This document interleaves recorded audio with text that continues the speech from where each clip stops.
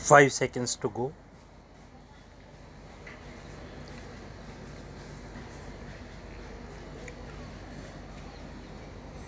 Start. Questions of equity apart, the mode and scale of subsidizing has had two effects. One has been to induce a faster rate of growth of enrollments at this level than is otherwise likely to have taken place. In several parts of the country, the fees charged for higher education have remained unchanged for decades, and the rising costs have been almost wholly covered by the subsidies from government. Higher education has therefore become almost free for those who are in a position to meet the other related expenses.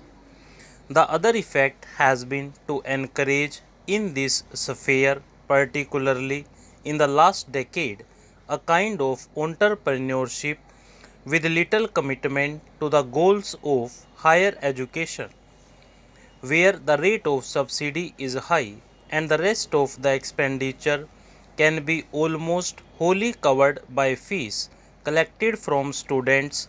A college can be started and run with very little exertion on the part of the sponsors. In Delhi, 95% of the excess expenditure of a college on all approved items over its income from fees is met by the University Grants Commission. The sponsoring body, whether it is a private agency or a local authority, needs therefore to cover only a very small fraction of the total expenditure on running a college. Naturally, there is no dearth of entrepreneurs for starting colleges with an eye on the patronage and influence they can exercise through their control over them. Though the extent of subsidy is not as high elsewhere, the position is not very different in several other parts of the country where liberal grants in aid are given by state governments to colleges.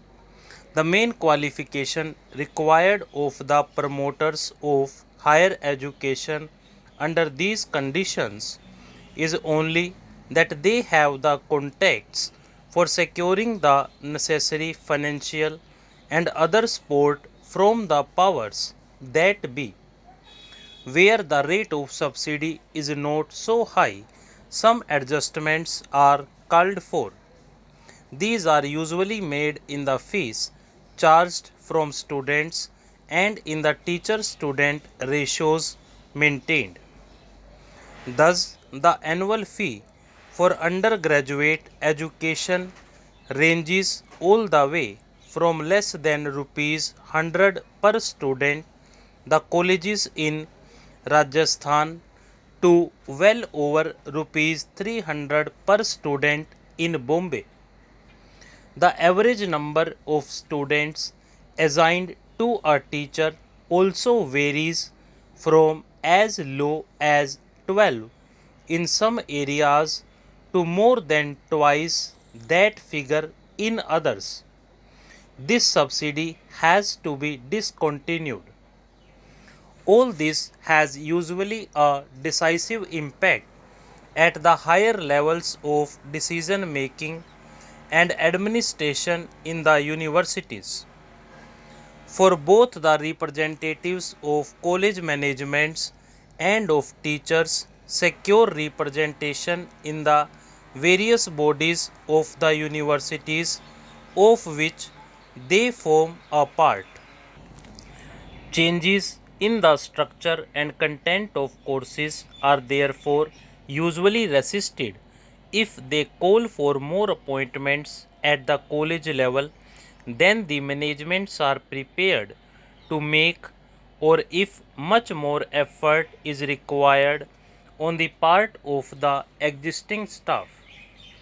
If any teaching is organized at the university level, as is generally done for postgraduate courses, the principle of representation has to be usually given considerable weight irrespective of academic considerations.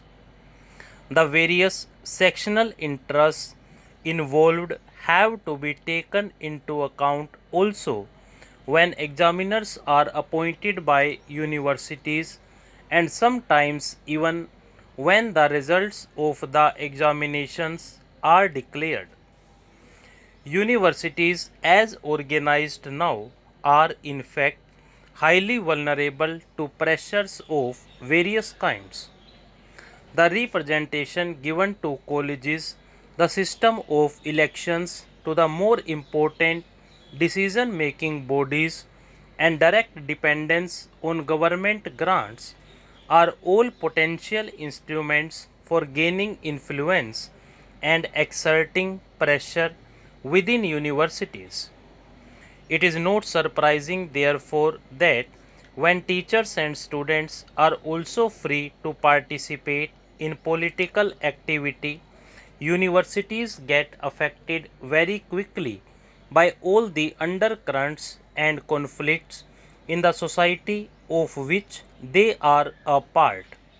One of the major problems now is that while political forces are able to gain entry very easily, the universities do not have the means for effectively coping with them. Under these conditions, growth in size beyond a point becomes a particularly serious handicap. Not only are there few economies of scale to be gained by such expansion, but diseconomies set in through their greater vulnerability to pressures from outside and from within. This has become a major problem for many Indian universities. The growing tendencies towards regionalism in the country have also had serious effects on higher education. These tendencies are generally expressed in demands relating to the medium of instruction.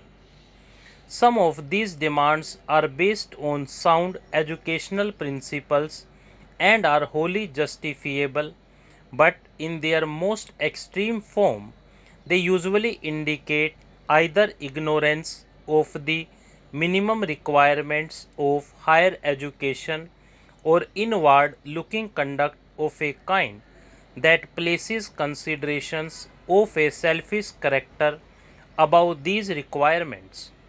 In practice, both have been in evidence. More specifically, the problem arises when instruction at the postgraduate level is sought to be given in the regional languages.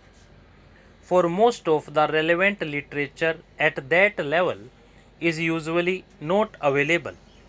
Stop.